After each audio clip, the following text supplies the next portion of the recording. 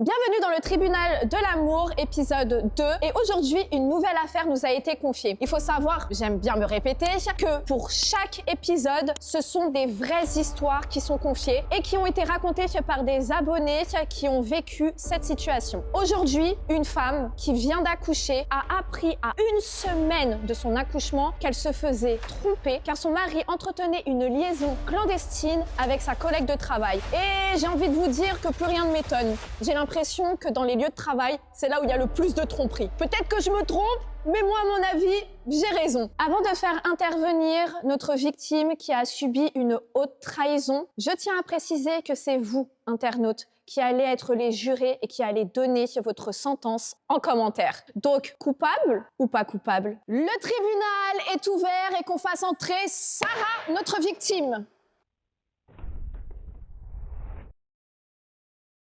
Sarah, comment tu vas? Un peu stressée? Ouais, pas très bien? Ça pourrait aller mieux, c'est sûr. Je le sens déjà à ta voix qu'elle est bien serrée. Du coup, aujourd'hui, tu peux t'exprimer. Avec Thomas, ça fait 11 ans. On est mariés depuis 3 ans. On a 2 enfants. Adam qui a 5 ans et Noé qui a 3 semaines. On a gravi toutes les marches ensemble, genre taf stable, maison, on a chacun notre voiture. Et en fait, le jour de la fête pour la naissance, c'est chez mes parents. Thomas, il dort. Et en 11 ans, j'ai jamais fait ça, vraiment. Je vois une notif, genre Camille, tu dors. Je touche. Et là, je tombe dans un couloir sans fin. Sois plus précise, qu'as-tu vu exactement sur ce téléphone? J'ai vu des onglets par dizaines, mais bon, ça, je me dis ok. Sinon, j'ai vu un dossier photo supprimé où là, il y avait plein de selfies de Thomas que j'avais jamais vu pris de son bureau, des photos de sa voiture collées à une autre, des mémos vocaux où il dit je suis au parking B3, descends par l'escalier de service, des captures de Team Camille à 2h18, à 3h05, avec des messages supprimés aussi. Moi, je pars du principe que dès qu'il y a des preuves sur un téléphone, ça ne ment jamais. Parce que sur les téléphones, on les crame souvent par là. Donc déjà, je tiens à te remercier parce que tu as le courage de venir ici, de t'exprimer. Et je le vois vraiment dans tes yeux que ça va pas du tout. Et déjà, c'est une grande force quand une femme a le courage de pouvoir s'exprimer au grand public. Du coup, je le réveille, je lui dis c'est qui Camille? Il me dit c'est une collègue de bureau qui est en rupture et donc du coup je l'écoute. Et le lendemain je vais chez mes parents avec les enfants et quand je rentre je lui pose la question, je lui dis est-ce qu'il y a eu un Il me dit oui. Et quelques jours après il me dit qu'ils ont couché ensemble plusieurs fois. La première fois il y a 3 ans, juste avant le mariage et juste après. Et après ça a jamais cessé en fait. Il y avait des déjeuners, des nuits, des notes de frais, des séminaires à Lyon. Octobre dernier, il me dit je vais à une réunion budget. Et réunion budget, en fait, j'ai vu dans sa note de frais qu'il avait pris un hôtel Bellevue avec une chambre double alors qu'il disait qu'il dormait seul. De toute façon, quand l'addition ne colle pas, c'est rarement le restaurant qui ment. J'ai accouché il y a 3 semaines. Je dors 2 heures par nuit et là, je dois porter ça. Donc du coup, je lui ai dit, écoute Thomas, en fait, tu démissionnes. En normal, je sais pas. Et il m'a dit non, en fait, je démissionne pas. Pourquoi ça serait moi qui devrais partir? Pourquoi c'est pas elle qui part? Ok. Mais c'est vrai que s'il quitte, on perd les mensualités, on perd la nounou, on perd la maison. Du coup, moi, je suis censée faire quoi? De toute façon, avant de trancher, on va écouter la version de Thomas, puisque je pense qu'il a des choses à dire. Donc, on fasse entrer Thomas. Thomas, je sais que pour toi aussi, c'est pas évident de venir ici. Et je tiens à remercier ton courage, parce que c'est un courage de venir s'exprimer alors que tu as brisé une femme qui est juste ici. Aujourd'hui, tu sais pourquoi tu es ici. Tu as été accusé d'une trahison. Tu as été accusé de mensonges à répétition et tu es accusé également d'une mise en danger émotionnelle d'une femme en postpartum. Donc là, on aimerait écouter tous ta version des choses. Je reconnais les messages, les photos, les mensonges. J'ai failli, quoi. Je voulais pas tuer notre famille. Ça a commencé avant le mariage. On travaillait sur les mêmes dossiers. C'était compliqué. Mais tu sais qu'on ne tombe pas dans l'infidélité comme quand on glisse sur une flaque d'eau. Et en plus de ça, ce que je trouve étonnant, c'est que tu es vachement mal à l'aise face à cette situation. Donc, est-ce que tu peux nous en dire un peu plus? Parce que moi, je suis un peu perplexe face à cette situation. Sarah, elle était malade. Elle était sous traitement. Elle était malade?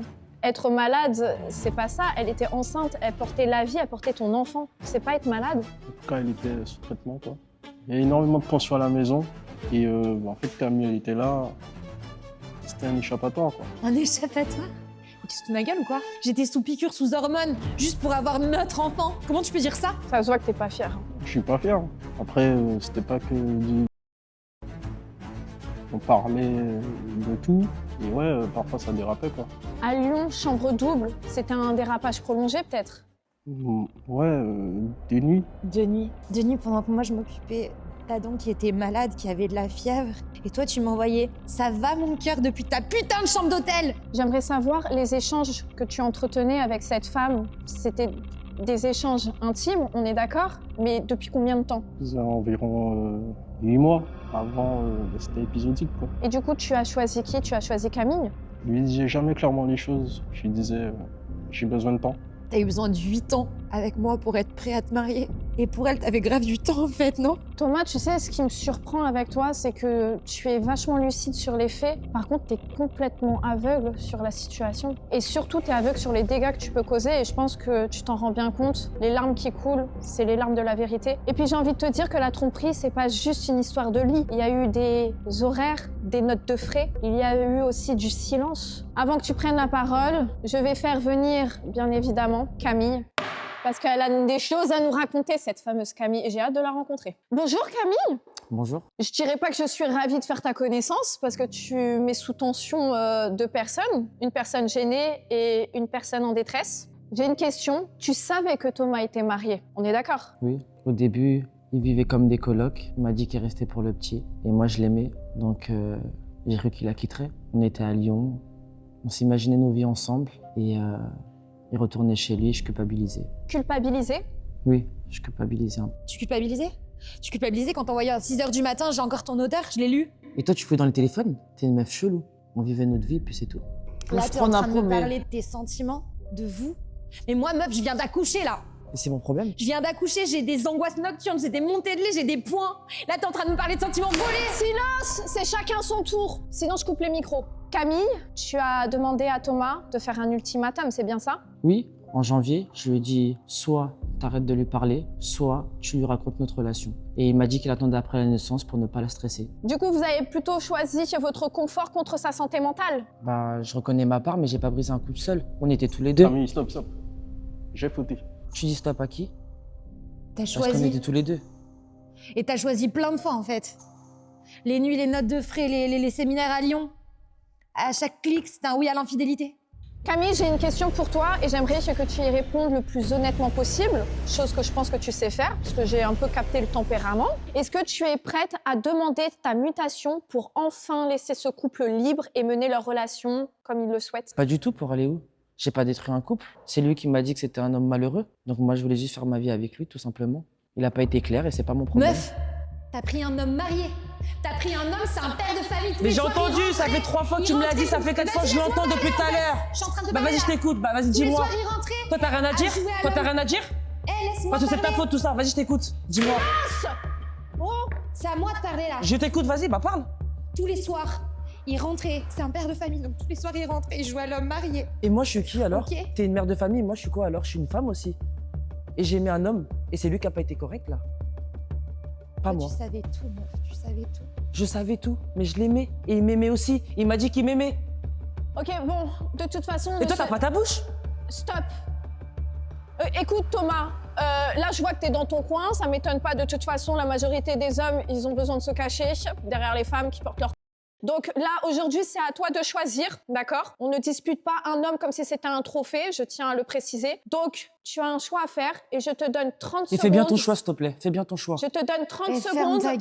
Il était Pardon. bien content quand il était avec moi. Je Il était te bien donne content. 30 secondes pour dire je t'aime à la fille, enfin à la femme plutôt, que tu veux choisir. Je sais pas. Comment ça, tu sais pas? On vient d'avoir un enfant il y a 3 semaines. Attends, Thomas, là tu as deux femmes. Une femme où tu as promis des choses et une femme où tu as promis des mensonges. Donc là aujourd'hui, il va falloir que tu portes ce que tu as entre les jambes et tu dois choisir. Tu peux pas partir avec les deux. T'es pas polygame, t'es pas maître Gims. Donc là, tu choisis ici on est en France. Donc tu choisis qui? On t'écoute. Et moi, je suis pas dem-dem, hein. Oublie pas, d'accord? Je suis pas patiente. Parce que là, tu fais des blagues en fait. T'as cru que c'est le Ouais, moment ou pas? grave. Je fais grave des blagues. Bon, je vois que tu hésites et que tu parles pas. Donc tu n'as aucune décision à prendre. Tu ne sais pas qui choisir. C'est bien ça? Toujours pareil. Mais tu sais quoi, meuf?